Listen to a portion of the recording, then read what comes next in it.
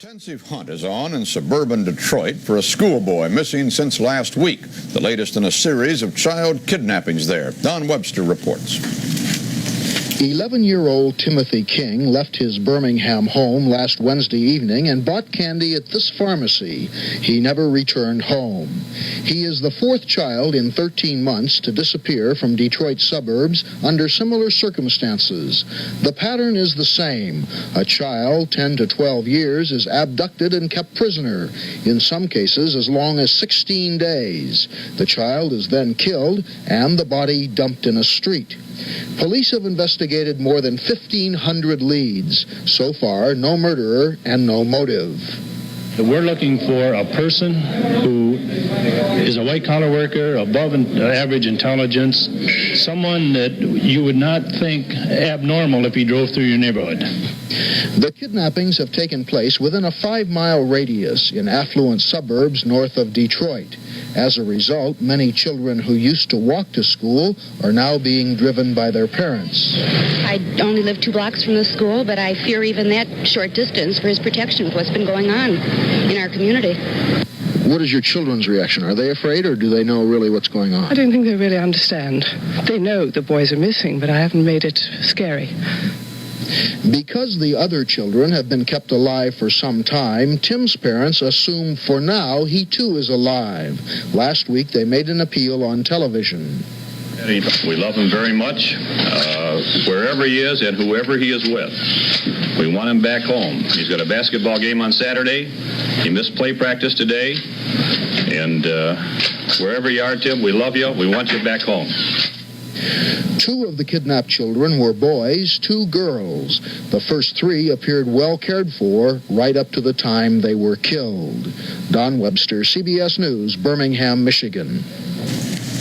Some 200 police are searching for the killer of 4 children in a wealthy Detroit suburb. The body of the latest victim, 11-year-old Timothy King of Birmingham, was found Tuesday night. One policeman said because of community involvement, we're really going forward now in the case. Part of that involvement includes circulation of a printed warning in story form to other children. Betty Ann Bowser reports. The story, called Don't Go With Strangers, is in a new booklet Junior Chamber of Commerce organizations have made available to public schools. Here in the northern Detroit suburbs, where 4 children have now been murdered, police say by the same man, a person they theorize all 4 children first thought was a friendly stranger. In the 13 months since the first murder took place, children have been warned repeatedly to be careful. Here at the school the last murdered boy attended, they walked to class in groups this morning, and they didn't get off one yellow bus until a teacher came to accompany them inside.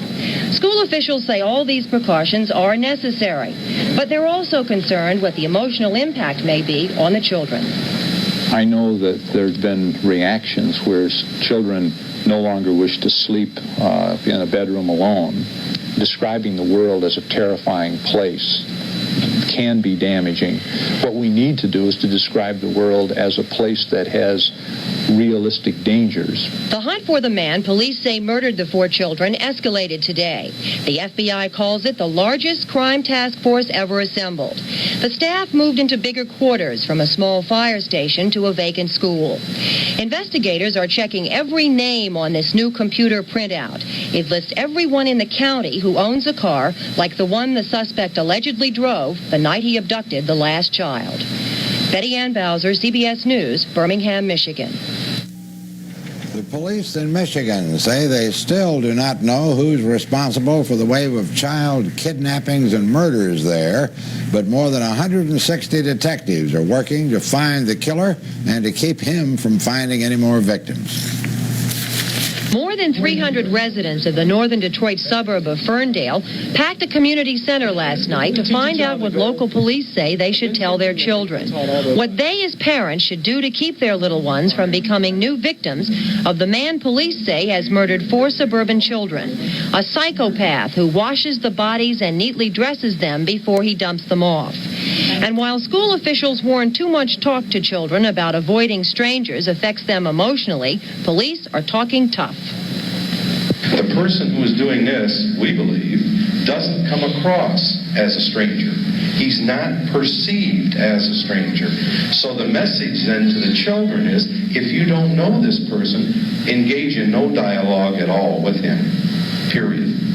The special task force investigating the crimes has been at it for 3 months now, taking calls, tracking down leads. The FBI says it's the largest of its kind ever assembled. And still, all local policemen, FBI agents, and state police involved have been unable to find the man they believe has murdered the 4 children. Authorities say they're encouraged by the 3,300 tips they've received from residents, think that has helped their investigation more than anything else. But they still believe there are people who could supply information they need to find the killer and haven't done so. Yes, I believe that there's someone out there that has knowledge that could tell us. And I don't know for what reason why they're holding back, but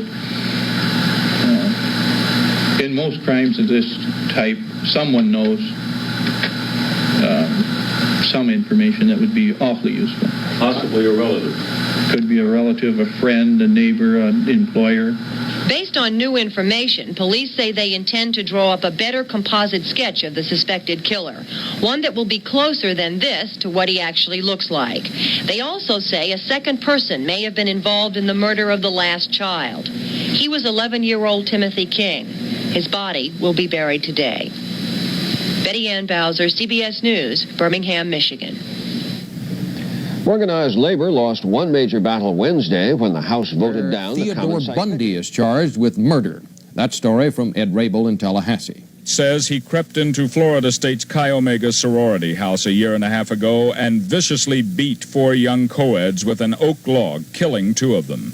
In court, the urbane Theodore Bundy proclaims his innocence, saying he's not the one guilty of the crime in which he is said to have sexually mutilated 2 of the victims.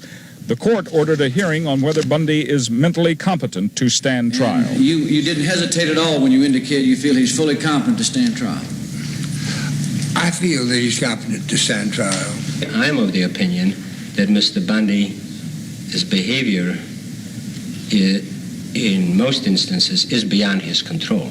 Despite testimony that Bundy is mentally disturbed, Judge Edward Cowart ruled that he is fully able to be tried. Furthermore, the judge said Bundy, a one-time law student, can defend himself.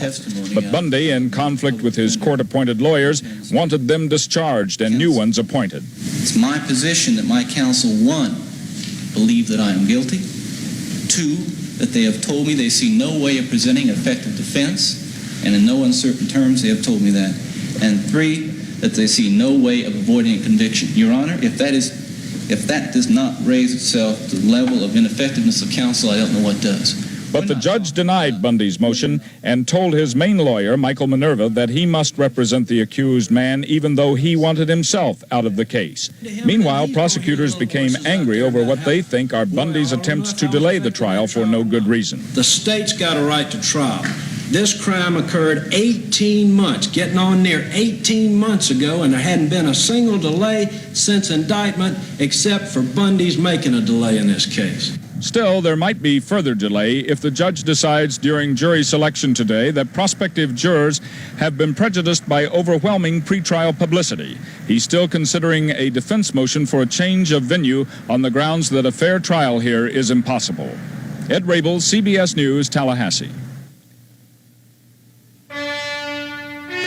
Theodore Bundy was convicted yesterday of murdering 2 Florida State University co-eds. The jury will recommend a sentence to the judge next week.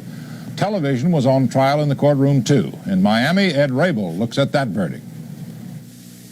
As to count 2 of the indictment, murder in the first degree upon one Margaret Bowman, guilty as charged. Theodore Bundy sat impassively listening to the jury's judgment that he was guilty of the Tallahassee sorority house killings. Described by his detractors as a cunning and savage killer linked to at least 21 sex slayings in several states, Bundy had had his day in court and on TV. At least 20 television stations from states thousands of miles away where Bundy suspected of having killed other young women set up shop alongside the 3 major commercial networks on the top floor of the courthouse to cover the long trial. The local stations beamed back live reports to their local studios, in this case, Salt Lake City. And Judge Edward Cowart will make the decision whether it would be life in prison or a death sentence. All right, John, thank you very much. John Hollenhorst reporting live from Miami. Millions of viewers saw a picture of the self-assured one-time law student leading his own defense in the Miami courtroom where one TV camera had been permitted under Florida's permanent camera in the courtroom system. This is what, Your Honor, the Feretta Court, United States Supreme Court, was addressing itself to. Citing interference and, in this case, gruesome photographic evidence, Bundy's court-appointed attorneys asked Judge Edward Cowart to ban the TV camera. But he refused. Added to the defense objections are criticisms that cameras in the courtroom are disruptive, making jurors nervous and bringing out the ham in lawyers and judges. But Judge Cowart disagrees. Generally, we have seen these expected plays have not developed. The trial of a lawsuit is a much more serious business than playing to a television camera. In personally placing his stamp of approval on TV broadcasting from his courthouse, Judge Cowart joined many other jurists in this state who are labeling cameras in the courtroom a distinct success. The conduct of the Bundy trial, they say, could well influence other states that are considering following Florida's example. Ed Rabel, CBS executions of Florida mass murderers Ted Bundy and Gerald Stano have been postponed again. Each man today was granted an indefinite stay for more appeals. Bruce Hall reports tonight on the increasingly long lines on a lot of the nation's death rows. Both men were waiting within feet of Florida's electric chair, only hours before they were scheduled to be put to death. They are two of the nation's most notorious mass killers.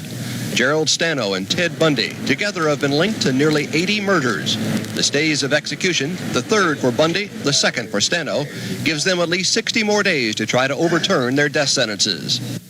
On this, the 10th anniversary of the Supreme Court's reenactment of the death penalty, state officials say repeated stays by the courts are creating logjams in 38 states that have the death penalty. As of May 1st, 1,714 people are awaiting execution, with the number growing by about 250 a year. So far, 61 prisoners have been executed, but the number is growing each year. More than half of the executions have been in Florida and Texas. As death row appeals go to the U.S. Supreme Court, two of its most liberal members, Thurgood Marshall and William Brennan, have been waging a relentless campaign against the death penalty, saying it is cruel and unusual punishment. But those in favor of capital punishment say the public now approves of the death penalty as a matter of principle. I believe the death penalty is both constitutional and, in a narrow set of circumstances, an appropriate expression of retribution for exceptionally heinous acts. Meanwhile, Bundy and Stano have been returned to their regular cells, joining 245 other Florida inmates on death row. Bruce Hall, CBS News, at the Florida State Prison. A federal judge in Kentucky today dismissed charges against an FBI agent. Agent Larry Long had been charged with complicity to commit burglary. The burglary was committed by an informant under Long's control. The FBI itself took disciplinary action against Long last year, but at the time said it found no criminal wrongdoing. Today, a judge said Long had been just doing his job. Kentucky authorities say they may try to have the charges against FBI agent Long reinstated. A new study tonight from the National Center for Health Statistics, it finds a 10% decline in smoking between 1977 and 1983. But in spite of all the talk about jogging and tennis, this report says Americans are exercising less than they used to. And the study also finds Americans are gaining weight, sleeping less, and drinking more since 1977.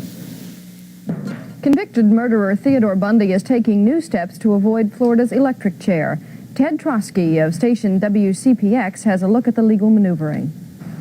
This is the first time Ted Bundy has left Florida's death row since being convicted in Orange County 7.5 years ago for the kidnapped murder of a 12-year-old girl. Armed guards brought Bundy to the Orlando Federal Building for a hearing to determine his mental competency. His attorneys hope a ruling here will keep Bundy out of the electric chair. I hope so. Why don't you think he's incompetent? Don't you think he was? You? Yes. Wait a minute. Just let go. During his 1980 trial, Bundy scuffled with court bailiffs and much of the time acted as his own attorney. Today, two of Bundy's former attorneys testified the convicted killer was not fit to defend himself and at times tried to sabotage his defense. In 1979, a psychiatrist diagnosed Bundy as mentally ill. But attorneys for the state of Florida argue Bundy waived all rights to an insanity defense years ago. We obviously feel that the state jury and the state court system rendered a legitimate verdict, and we're trying to preserve that verdict on behalf of the people of the state. Bundy's attorney said they were only ready to call 2 witnesses today, so no decision has been made on Bundy's competency. This hearing will resume in December. Ed Trosky for CBS News. State police in New Jersey this morning are investigating the fatal shooting of a paroled bank robber by a state trooper. The trooper says he stopped a car for speeding on the New Jersey Turnpike, then began to search a passenger because he was acting nervously. The man ran, the officer chased him, there was a struggle, 2 shots were fired, and the parolee was dead. Police say he was carrying marijuana and cocaine. Lawyers for convicted child murderer Theodore Bundy will be working on new legal maneuvers today following a Supreme Court action that clears the way for Bundy's execution. We have a report from Liz Compton of WCTV in Tallahassee, Florida. Attorneys for convicted killer Ted Bundy are racing against the clock to come up with new motions to start the appellate process all over again. The latest attempts to spare Bundy from Florida's electric chair ran their legal course when the U.S. Supreme Court refused to hear his case. An Atlanta federal appeals court decision, which will stand, already rejected Bundy's claim that he was incompetent to stand trial for the killing of 12-year-old Kimberly Diane Leach of Lake City 11 years ago. That court also denied his claim of ineffective trial counsel. Mr. Bundy has had his days in court. He has been able to litigate many issues on appeal more than once. I think it's time that the legitimate verdict of the state trial court is carried out. That time may not be far off. Shortly after the High Court's decision was announced, Florida Governor Bob Martinez signed a new death warrant, the second in this case. He represents what's worst about the system and why you have capital punishment. And he is part of the flagship in terms of why capital punishment is needed to get rid of those who engage in heinous crimes that take somebody else's life. The execution has been scheduled for next Tuesday at 7 a.m. That gives Bundy's Washington, D.C. attorneys little time. Reached by phone, Jim Coleman says because he knew the possibility of losing existed, he already had several motions ready to be filed with the original trial judge. He declined to comment on those new appeals, but he did say he's concerned that because of the 7-day deadline, the courts won't spend enough time reviewing the new motions, and that will likely work against Bundy in his attempts to avoid the electric chair. In Tallahassee, this is Liz Compton for CBS News. Convicted child killer Ted Bundy is scheduled to die in Florida's electric chair on Tuesday morning, but Bundy's lawyers are appealing to the state Supreme Court today in an attempt to stay the execution. Liz Compton of WCTV in Tallahassee reports. Defense attorneys for Ted Bundy are working feverishly through the court system in last-minute efforts to spare the convicted killer's life. James Coleman argued Bundy should get a stay until legal matters in another case are resolved. Coleman is challenging Bundy's murder conviction and the killings of 2 Florida State University co-eds based on Bundy's mental competency during that trial. The Chi Omega case was brought out during Bundy's trial on the murder of Lake City schoolgirl Kimberly Diane Leach. So if Coleman's efforts to overturn the Chi Omega conviction succeed, it could affect the death sentence handed down in the Leach case, for which Bundy now faces the electric chair. The Supreme Court has held that if that was relied on in sentencing him to death in this case, that he's entitled to a new sentence. If he's executed, then obviously it becomes moot. Coleman also contends Bundy did not get a fair trial in the Leach case, saying the trial judge had improper discussions with prosecutors before Bundy was sentenced, a charge the judge vehemently denies. I emphatically and categorically deny that I ever had any secret, private, ex parte communication with the state attorney's office about this. However, Judge Joplin was required by law to honor a defense motion that he remove himself from this case. I think this was all a cynical, calculated attempt to disqualify the sitting trial judge, to persuade the new trial judge that he had to examine 15,000 pages of record before he could reach the issues in this case. The state argued against each of Coleman's motions and also successfully convinced the judge that a 2-year deadline for any of these issues to be raised had passed. I think the end is drawing very near, and the final chapter on Ted Bundy is about to be written. If Blair is right, the final page of this chapter will be written just short of 11 years after Kimberly Diane Leach was killed. In Lake City, this is Liz Compton for CBS News. A Colorado police chief who spoke with serial killer Theodore Bundy in Florida says Bundy believes that if he confesses all his murders, he will go to heaven. In the past 2 days, Bundy reportedly has admitted to about 20 killings. He is scheduled to die in Florida's electric chair tomorrow for the 1978 kidnap murder of a 12-year-old girl. His lawyers lost 2 bids for a stay of execution on Saturday, and Bundy spent the rest of the weekend being interviewed by police from several western states. But the mother of one of Bundy's alleged victims is not impressed by his 11th hour admissions. He's making all those confessions. I'm sure it was because he was trying to save his life or live a little longer. I would like to know more, but I think that he should be electrocuted on Tuesday. He's come close to electrocution before. This is the 4th time that Bundy has been scheduled for execution since he was convicted in 1979. In Israel, some civil rights groups in Palestine.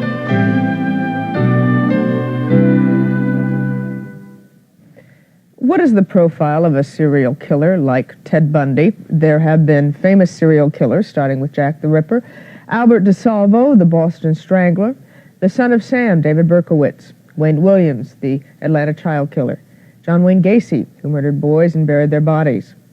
Joining us live from Florida this morning is Richard Larson of the Seattle Times. He's known Ted Bundy for 15 years, written a book about him that was made into a miniseries. And here in New York, James Fox joins us. He's a professor of criminal justice at Northeastern University and an expert on serial killers. Good morning. Good morning. Richard, can you tell me the latest? Has he confessed to any more? The latest is that during the middle of the night, he confessed to a series of Utah crimes that he'd not previously done, confessed to. 8 in all, and I'm sure it includes, and it does include Debbie Kent, by the way. He definitely mentioned Debbie Kent's name? That's my understanding, and enumerated others in Utah that had not really been specifically and with certainty associated with Ted, but so it's rather startling and stunning news to me on some of the cases in Utah that he's now confessed to. I have a question here. If he says, I killed so-and-so, or I killed Deborah Jean Kent, do the law enforcement authorities necessarily believe him? When he says so, does that make it true? Not necessarily. I think an attempt is made by the officers who are inside the prison questioning him to establish a fact that the killer alone might know, a killer and the law enforcement folks, and thus to come back. That might have something to do with something that was thrown away or where the remains of the girl might be found, in Debbie's case, for example. So there may be a way of them going back and verifying. And so that's one way, and the other way, I suppose, to take a measure of the emotional condition of the guy and the candor with which he seems to be delivering these confessions. Richard, you've known this man for so very, very long. Do you feel comfortable, do you know why he murdered dozens and dozens of women? That's the question that we'll never know, and of course after his execution that will remain the big one. Some guesses can be made, some psychiatrists have spent some time, but we don't have the answer to that with certainty. James Fox, there are actually some profiles about serial killers, aren't there? Yes, well, the serial killer tends to be a white male in his late 20s or 30s. And they kill not because they hear voices commanding them to do so. They don't kill out of insanity. They kill simply because they like it. It makes them feel good. It makes them feel powerful. They enjoy the act of squeezing their last breath of their victim's life out of the victim's body. They feel that they dominate their victims, and that's what they get out of it. Now, in this case, does he hate women? Well, in Bundy's case, certainly there's a great deal of hatred in this man as he kills these women. I think there's a mixture of love and hate in the case of Ted Bundy. The mixture of love and hate? He loves his victims? Well, no, he loves women. It's basically a sexual crime. Right? These are sexual sadists who enjoy dominating their victims, not only in terms of taking their lives, but in terms of torturing them, raping them. Now, Bundy may not have tortured his victims as much as the typical serial killer does, but there is this mixture of sadism and sexuality. There is supposedly a Green River serial killer out there. Are there actually more serial killers or more crimes that can be allocated to serial killers than we really know of? Well, we know of about 12 serial killers a year in the United States, and there may be many more, perhaps as many as 24. But I don't want to alarm people. There is not an epidemic of serial killings. I've heard statistics saying that there are 5,000 victims a year who die due to serial killings. I think it's more in the order of 150. It's a concern, it's a growing menace, but let's not get paranoid and think that every stranger we should meet is a potential serial killer. I'm wondering for Mr. Larson, since you talked to Ted Bundy for such a long time, did he seem at all surprised by the depravity that he was accused of? Is this a unitary action, someone who knows what he's doing, or is there some sort of monster inside quality? Well, there's a bit of a monster inside quality to Ted. To have known him, as many of us did, he was a very likable young man, very socially skilled, moved well in society, and was respected and liked by people. Okay, that was the exterior Ted. But we now know from the confessions and some other kinds of statements that he's issued that he had this thing within him. He talked about an urge, this irresistible force that came, and it seemed to come in a cyclical way. The execution tomorrow morning. Richard Larson, James Fox, thank you. Thank you.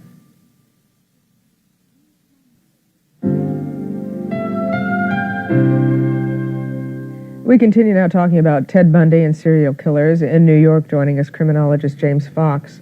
And in Florida this morning, from the Seattle Times, Richard Larson, who has known Ted Bundy for an awful, awful long time. 14 years, is it? Yes, or more. 1972 as our friendship began. You have talked with him on numerous occasions, but there must be some question that you would love to have answered today. What's the one question you would love to have before his death? This goes right to the heart of my curiosity as to why, and I think I would want best information as to not only what his understanding is of his genetic, I want more detail about his genetic makeup if I could, and also some candor, some straightforward information about how he analyzes his behavior. He's a fairly good analyst. Remember, he has a bachelor's degree in psychology. He's conversant with psychology. I'd love to have him talk in great detail about these urges that came upon him. This is a remarkable man. He was a law student. He also, well, you first met him, Richard, when he worked in the Republican Party, I believe, in the Northwest. Yes. Mr. Fox, can you explain to me, this is a man that any woman, any mother would have said, oh, honey, I'm so excited you're going out with him. Well, that's part of their ability to commit these crimes and get away with it. If serial killers look like they're supposed to look, if they're glassy-eyed lunatics, first of all, we would know who to avoid. We'd walk on the other side of the street when they'd be coming by. Part of Ted Bundy's charm was his M.O. He'd go up to someone with his arm in a sling and ask a bright, pretty co-ed to carry his books, and who would say no to that face. And if they looked the type, they'd be easier to catch. But they blended very well. They're extraordinarily ordinary. They're very difficult to catch. Well, in fact, Ted Bundy was very difficult to catch, and when they did catch him, it was usually on a drunk driving charge, wasn't it, Richard? That's right. He was a terrible driver, and every apprehension that was made of Ted was on a driving offense. I'm curious as to your impression of his mental state right now. When you are facing execution, you might just decide to confess in a sort of religious sense, or you might be still tactical. You might still be trying to offer chips to the law enforcement officers to give yourself a few more days. Which do you think it is here? I think in the first instance that the deal was kind of floated out by a lawyer or two that was associated with Ted in the hopes that they could extend. I think they were making offers of confessions in return for public support for a stay of execution. That opportunity is now long gone. Ted's doing this on his own, no question about it. And he knows that the time is gone. He's terribly, terribly emotionally upset right now, and he's up and down and all over the place and erratic. But the information is being delivered, I think, voluntarily from Ted now, with full knowledge that he is going to die. Let me add something. The issue of how we catch these guys was raised a moment ago. These are the cream of the crop when it comes to murder. They are the most difficult killers to catch. If they weren't so good at it, we would catch them after one or two murders, and we never call them a serial killer. So in order to be a serial killer, you have to be very good at what you do. So when they are caught, they're generally caught out of luck. Good luck on our behalf, bad luck on their behalf. Why is it? I mean, there isn't enough evidence, or how do they cover their tracks? Well, they're very good at taking the bodies, killing them in one place, and dumping the bodies somewhere else. So most of the evidence surrounding the murder is not where you find the body. James Fox, thank you. Richard Larson, thank you so much for joining us this morning. 29 after. Ted Bundy is 1 day away from the Florida electric chair. He has been convicted of 3 murders, and over the weekend he confessed to 20 more. Some officials say he's trying to delay his death by confessing to some of the murders and offering additional information. But the governor of Florida, Bob Martinez, says he will not negotiate with a killer. The case of the man who's been called a diabolical genius may be coming to an end. It is further ordered that on such scheduled date that you be put to death by a current of electricity sufficient to cause you immediate death, and such current of electricity shall continue to pass through your body until you are dead. This is not the fate one would expect to befall a former Boy Scout, law student, and Republican Party activist, but then Ted Bundy is a man who's always defied appearances. Witnesses in 2 separate Florida trials said the Ted Bundy they knew was hardly the boy next door. I've had to go over this again and again and again in my mind, and I feel positive in my identification. Nita Neary had been a sorority sister at Florida State University in 1978, and she told jurors it was Bundy whom she saw leaving the Chi Omega sorority house. He had just bludgeoned 4 of her friends in their beds, killing 2 of them. Neary's identification was backed up by a forensic expert who testified that a bite mark left on one of the victim's buttocks matched irregularities in Bundy's teeth. They made the marks. 2 weeks after the sorority killings, young Kimberly Leach disappeared from her junior high school in Florida. Her body was later found in a pigsty. Bundy was convicted of all 3 murders. We, the jury, find the defendant, Theodore Robert Bundy, guilty of murder in the first degree. But officials had long suspected that Bundy's trail of death began even before his Florida rampage. The FBI wanted him for questioning in as many as 36 sex slayings in the Pacific Northwest. Bundy showed extreme self-confidence, some even called it arrogance, and that bravado was to become a sideshow at his trials. Well, my attorneys can sit down. I hate to have them standing around. That's all right. We'll leave them at the bar. I kind of cramp my style. The former law student occasionally defended himself, and he openly ridiculed his own attorneys. Before his recent admissions, that arrogance was the only emotion the jury and public ever saw in Ted Bundy. He had never confessed to killing anyone, nor even expressed sorrow over the loss of life. And people want to make me look... You haven't lost yet? Haven't lost yet. I don't intend to. Joining us live from Salt Lake City is Belva Kent, whose daughter, Deborah Jean, disappeared in 1974, and who Bundy now says was one of his victims. Good morning, Ms. Kent. Tell me, Good morning. How did you learn about the connection between Ted Bundy and your daughter? I gather something changed over the weekend. We haven't heard any more information. Yesterday morning, we heard that Bundy had refused to talk to Utah law officials, but last night, we're again advised that he had spoken with Utah law officials and confessed to 8 murders in Utah, which is quite a relief. And so we're hoping that by late this afternoon we'll have some information about Debbie, that we'll be able to know what really happened and what's going on. Mrs. Kent, do you hope to find the location of the body? Very much so. It would kind of put an end to a nightmare. That's what we've always hoped for, that one day we would be able to find her remains and put her to rest, and so we would have a place to visit her. So we're hoping for that very much today. Would you like, if in interviews with Ted Bundy in the next 24 hours, to learn as much as you can about the circumstances of your daughter's death, if indeed your daughter's death was by Ted Bundy? I don't particularly want to know the details. I just want to know that he killed her and what he did with her body. That is my main concern at this time. I don't need to know the details or anything. I just need peace of mind that he did indeed kill her and what he did with her body. That is my only concern at this time, and that of our family. Mrs. Kent, how do you feel about the death penalty, and is that the way you want to see this ended, did Ted Bundy go into the electric chair? I'm really not 100% in favor of capital punishment, except in a case where they've committed so many murders and he is a vicious killer, and I would hate to see him go on living and the taxpayers having to keep him alive for so many years in prison when he destroyed so many lives, killing so many young girls and the families that he destroyed. I hate to see him go on living. And so in that way, I do believe in the death penalty, and I think that he should be executed tomorrow without hesitation.